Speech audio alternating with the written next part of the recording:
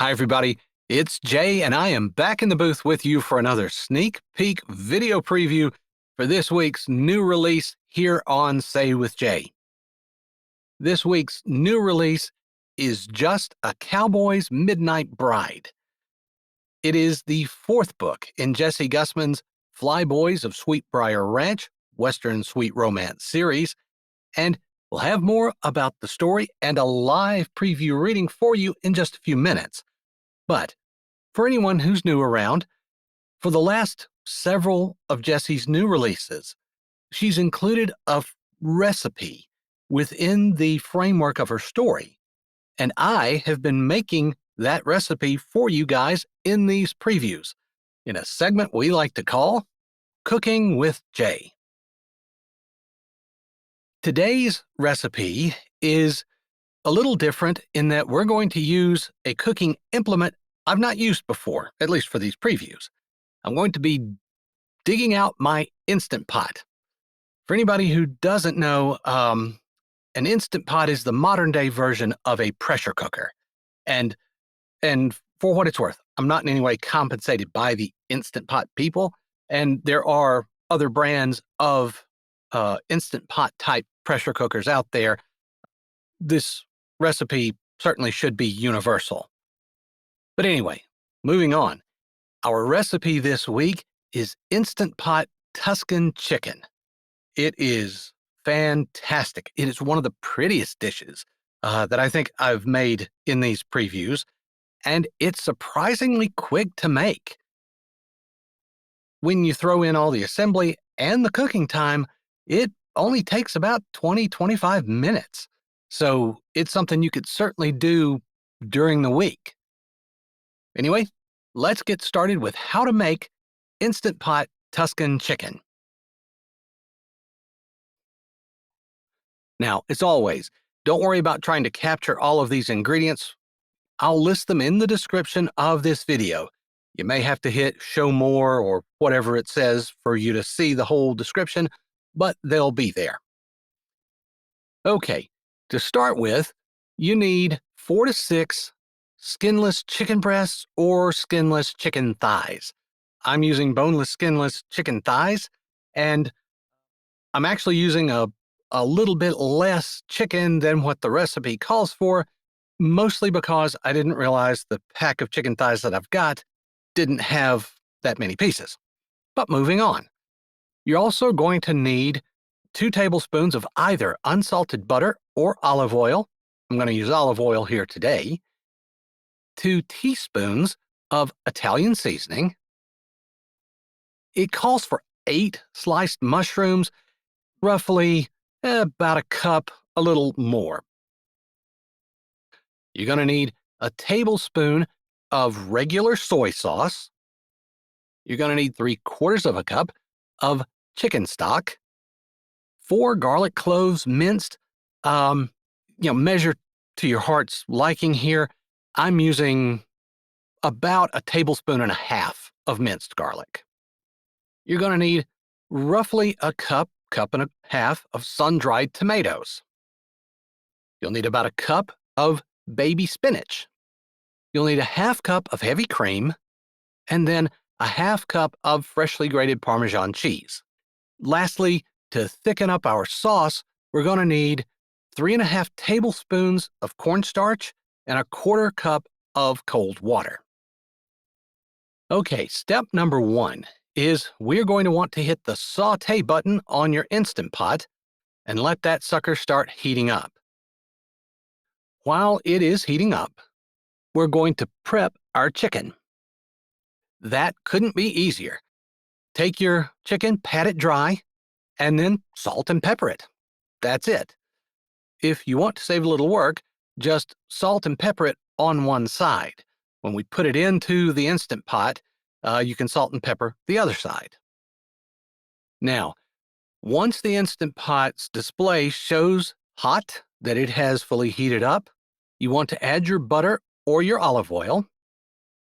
Now, one tip here, as you can see, the pot does not hold that many pieces of chicken, so if you are doing a larger quantity, you might want to brown your chicken in 2 batches. As I mentioned before, when you lay the chicken in, then you can salt and pepper the other side. Also, what we're going for here is not to cook the chicken, just to brown it ever so slightly. And you're going to let the first side brown for 3.5 minutes. After 3.5 minutes, you're going to want to flip your chicken and let it brown for another 2 minutes. Once that time is up, you want to pull your chicken out and set it aside for a moment.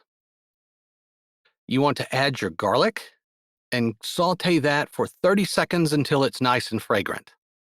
After about 30 seconds, add your mushrooms and season with a little more salt and pepper. Let those saute for just a minute, then add 2 teaspoons of Italian seasonings and saute for another minute. After a minute, you're going to want to add your chicken broth and your soy sauce, and you want to deglaze the bottom of your pan. What that means is, for anybody who's not familiar with the term, use a spatula to scrape all the delicious bits off the bottom. You're going to want to give that a good mix. For the sake of a better camera angle here, I went ahead and took my mushrooms out temporarily, but that's not necessary. Once you're finished deglazing the pan, you want to add the chicken back in along with the juice. Once the chicken's back in, you want to put the lid on.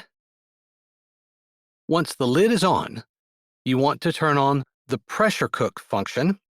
For chicken thighs, you're going to cook it on high for 5 minutes. For chicken breasts, for 4 minutes. And then you're going to do what's called a natural release for 10 minutes, either way. After 10 minutes, release the remaining pressure.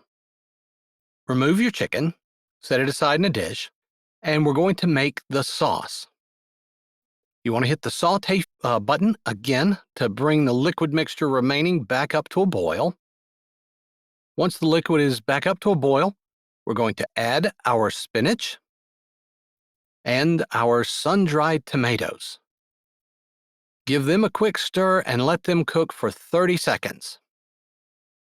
Next, we're going to mix in our half cup of heavy cream and our half cup of Parmesan cheese. Go ahead and mix your cornstarch and 1/4 cup of cold water, very important to use cold water, together in a small bowl or mixing cup. And what we're going to do after giving everything a stir again to mix in the heavy cream and Parmesan cheese, we're going to add the cornstarch mixture 1/3 at a time to thicken the chicken sauce until it's as thick as you like. After that, place your chicken back in the Instant Pot and give it a quick mix, and your creamy Tuscan garlic chicken is ready to serve. I hope you guys will try that out, and if you do, please let us know how it turns out in the comments. All right, let's talk a little bit about Just a Cowboy's Midnight Bride. Just a Cowboy's Midnight Bride is the story of Mav Stryker. Now, if Mav and the Stryker name sound familiar to you, you're a real Jessie Gussman fan. Mav and the Strykers first appeared in the original Sweetwater series. And if I'm not mistaken, I think Mav was the only Stryker brother that didn't get his own book. Now, Mav finds himself in a bit of a spot when the book opens. He is having severe financial difficulties and is faced with losing his ranch. As a bit of a last-ditch effort and a last-minute find, he realizes that he is actually eligible for an inheritance, but he has to get married by midnight. Now, Mav has kind of a reputation for being a bit wild and youthful, that kind of youthful reputation of instability. And he is probably the exact opposite of Cassie Hoover. Cassie is quiet and shy and retiring, She's a young cancer survivor and is probably the exact opposite of Mav. But when Mav needs someone to step up, well, that's not such a hardship because her secret is that she's harbored a lifelong crush on Mav Stryker. Of course, given the difference in their personalities, he pretty much doesn't know she exists. So when she volunteers to help, can they see this through and not only save his ranch, but find love and romance? Well, you know you're going to have to come back this Friday for the full release of Just a Cowboy's Midnight Bride to find out. But here is a live preview sample to tide you over, maybe. This scene is early in the book when Mav is considering his options. He's at the end of his rope of what he can possibly do to save his ranch when he finds a mysterious letter. Hope you enjoy it. Listen, come back and see us this Friday here on Say with Jay. Go look at your bills again. The feeling was so strong, Mav almost looked over his shoulder to see if the words had been spoken aloud. He'd already looked at his bills for 3 hours last night, and he'd looked at them every evening for the last month. There wasn't anything new there. Go. Look. Sighing, he walked over to the small table that doubled as his desk. It had one drawer in the front, and he had a little plastic thing with shelves set on it on one side. His small attempt at organization. He might as well not have bothered, since the desk was littered with letters and bills and invoices and bank statements. Receipts, bills of sale, and a few pieces of junk mail that he'd never gotten around to throwing away. His garbage can overflowed, and he hadn't taken the time to empty that, any more than he'd taken the time to do his dishes or sweep the dirt off his floor. He looked at the desk, knowing that he'd gone through every single thing at least a dozen times in the last 2 weeks. Open the drawer. He didn't typically use the drawer. It was just for stuff that he wanted to save and didn't have time to go through at the moment. Not bills, but other things. He stood staring at the drawer. Why would he open it? Just do it. Humor lit his face, although he didn't quite smile. He wasn't sure where the voice in his head was coming from, but wasn't that what faith was? Just doing something he knew he should, even though he couldn't see where it would have any conceivable effect on any part of his life. He didn't smile, but he did reach his hand out and open the drawer. It was stuffed with envelopes, most of them opened, though some of them not. The drawer was stuffed so full that he had to tug, then use his other hand to flatten some of the envelopes to get it to open. When was the last time he had gone through any of this stuff? Christmas cards that he'd stuffed in there, thinking that he would get the address and send one back to the sender, made up the bulk of the items. Letters of inquiry from back when he was working the ice roads. A few letters from the National Bull Riders Association. It had taken him but a season or two of that to decide that breaking his body over an animal for the entertainment of crazy people who seemed to enjoy that type of thing was not his cup of tea. He could see how it would be addicting to some men. He loved the adrenaline rush and, honestly, loved the attention, but hadn't loved the way his body felt while he was doing it. The idea of being successful because of luck of the draw was something that appealed to him on a surface level, but internally he revolted against that type of win, using the word win loosely. Figuring he might as well clear out the drawer, throwing out any of the bull riding letters as well as the ice road trucking letters, he grabbed a big handful and drew the mass out of the drawer. Maybe he shouldn't throw the stuff away. If he lost his farm, he'd need a job. He was semi-decent at both those things, although he'd been better at the trucking than the bull riding. But as he thought of that, his eyes landed on a letter that had been exposed when he pulled the top layer away. He didn't remember that one. There was a lawyer firm address in the upper left corner, with his address written in neat handwriting, which was odd since lawyers' offices usually typed things up. He knew that much from buying his ranch. Carefully, he set the big pile of envelopes in his hand down and picked up the letter that caught his eye. Peregrine Seitzler, attorney at law. That name didn't ring any bells for him, and if he was thinking correctly, that town under the name wasn't around here but almost 2 hours away. Why would he have a letter from a law office he didn't know anything about? It wasn't opened, so he broke the seal and ran his thumb along the end, opening the top of the envelope, and pulled out one typed page on a thin, cheap piece of paper. His eyes skimmed over it, and then he read it more slowly.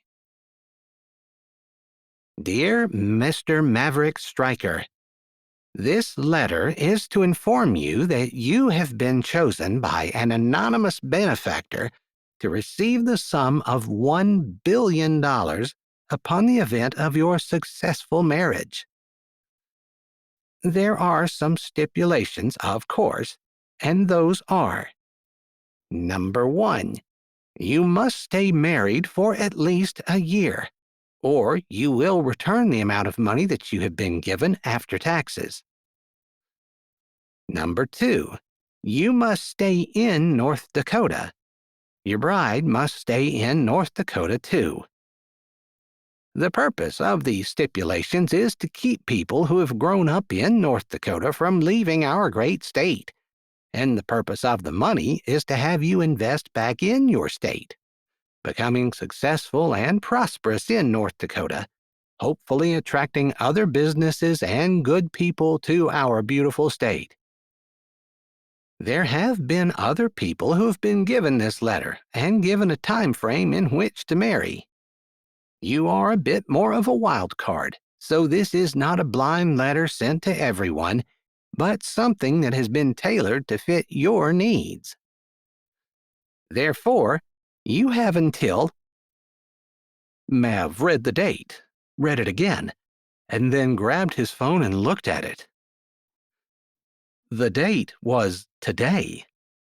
He had until today at midnight to get married, and he could inherit $1 billion.